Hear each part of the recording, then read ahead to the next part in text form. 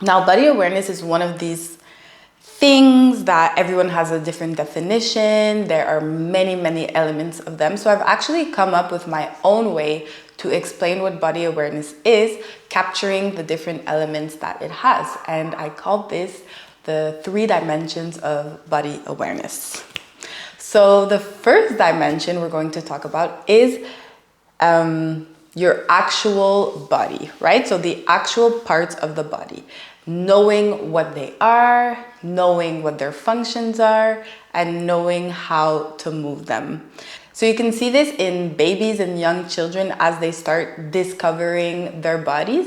For example, I have an almost 1-year-old nephew who's always so absorbed with his hands, looking at them. He's always touching things. He's becoming aware of this part of his body. As we get older, this dimension of body awareness translates in having a good understanding, first of all, of your body. Not only the main parts that we see, you know, head, shoulders, knees, and toes, but the organs, the muscles, the tissues, the bones.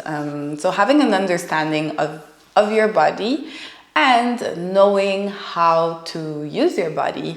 For example, if you go to yoga class, having a good body awareness will help you be able to imitate and execute the movements that you are being told to do, using the right parts of your body to do them.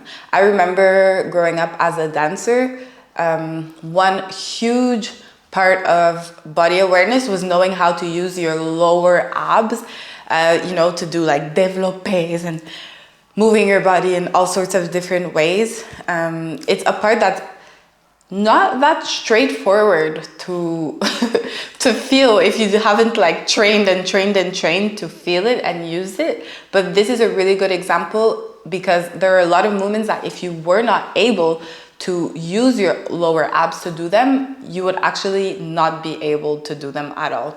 So this is just one example. One big problem that many clients come with is that they don't feel connected to their bodies. So actually, this dimension of body awareness helps reestablish the connection. Okay, I know I have a head, I know I have eyes, but can I actually feel this head? Can I actually, how do my eyes want to move? When we're kids, we're always being stimulated, whether through toys or activities, into discovering our bodies, discovering how we can use them, how we can move them. And as we get older, many times we reach this kind of plateau, and our knowledge of our body and our movement profile kind of stays where it is. But as you know, your body reacts to many things. So if you're feeling disconnected, if you're feeling stuck, this also shows in your body and how you're moving your body. So for example, creating, kind of like when we were kids, creating different spaces to explore the body, explore different ways of moving it, actually feeling the different parts of the body, whether the muscles, the bones, the organs, is something that really helps ground you and have a deeper understanding of what you're going through. That is really helpful in therapy. I like telling people to try and feel their heartbeat, which is hard, right? We all know we have a heart, but can we actually feel it beating? I don't know. So the second part of body awareness I would like to talk about is what I call spatial body awareness, and that is how your body connects to space. So we have our body parts, and now we're starting to extend into space. This has to do a lot with spatial awareness. So it helps you orient your body in your surroundings and helps you better navigate space. So for example, people lacking body awareness in this dimension can be a little clumsy sometimes. They might run into things, and sometimes you'll find it's not necessarily that it's an overall problem. We are so trapped in our minds that we sometimes actually lose a sense that our bodies are also in a space and that we're constantly interacting with our body and space. Has it ever happened to you to be, I don't know, scrolling on your phone, looking at texting, and boom, you just run into a door or a wall or a person?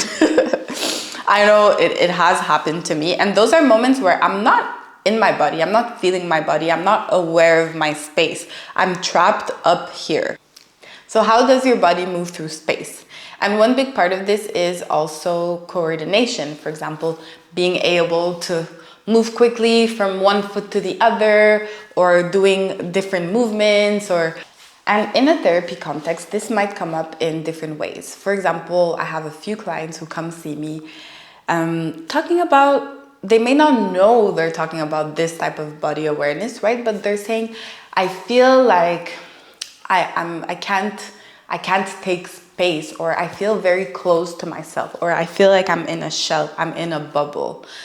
So feeling like you're in a bubble, feeling like you're in a shell, automatically also translates in your movements. So in this context, we might explore different movements that are more expansive, that have to do, we have different tools that we use to explore movements that have to do with how our bodies relate to space and how exploring this makes us feel.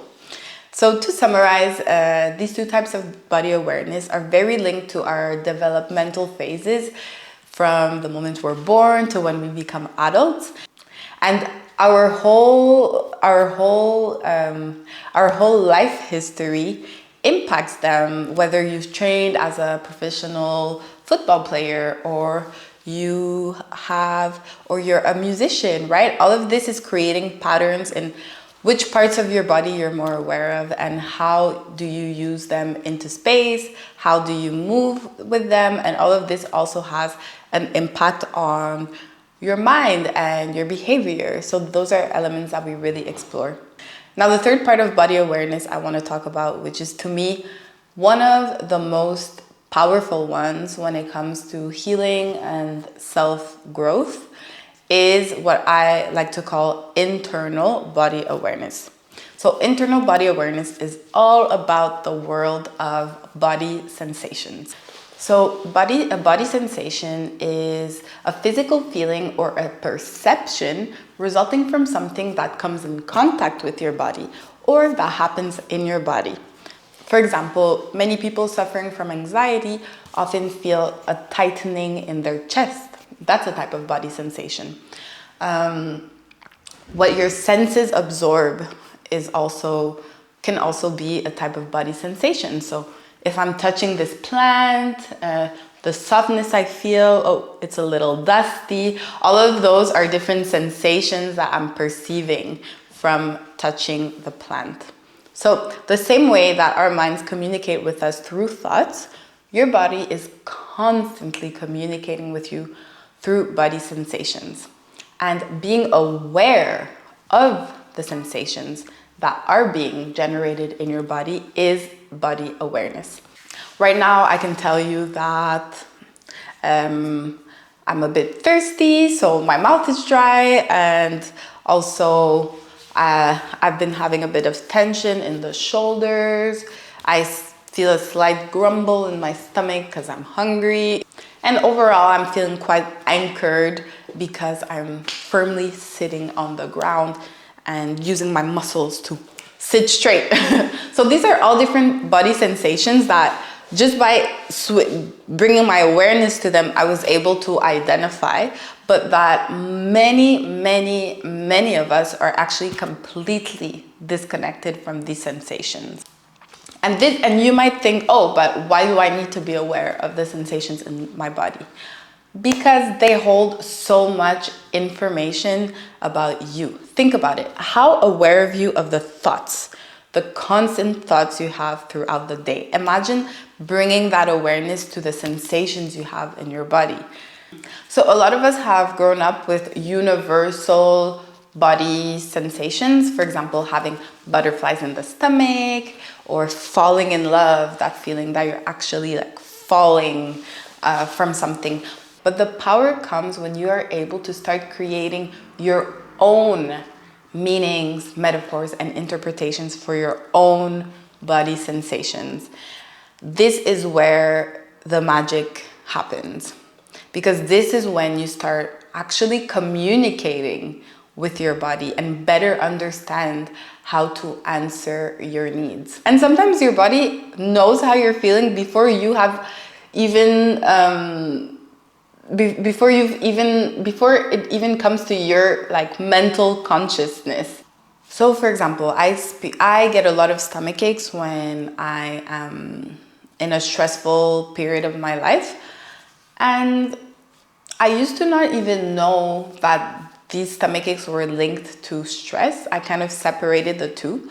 But because I've grown to, have a really deep body awareness practice, I can now know that when my stomach is starting to hurt, I need to slow down. I need to take a pause. I need to assess what is going on. And the thing I might think is causing my stomach ache, for example, I have a lot of work to do or I'm behind on something, sometimes is not even the actual deeper cause of what is causing that body sensation. Sometimes just letting yourself feel a sensation allows you to move through it or to gain insight on what is going on. Memories may come up, thoughts, people, and all of this is helping you get a better understanding at what are your needs in the moment and how you can better serve yourself. And the interesting is that once you give attention to your body is so wise and is really good at self-regulating. So this is the part that we really dive in deep in my therapy sessions, where we will really, everything you say, what you're thinking, your behavior, we're always going to link back to how it's showing up to your body, and giving it space and giving yourself space to feel it, space to let it transform, space to release, and space to also use, the sensations in your body to guide you into better knowing what you need. All right, so we did it. There's so much to say about body awareness, but I hope this overview was helpful. And if you have any questions or comments, feel free to go. It was a pleasure. Happy moving and healing, and I'll see you next time.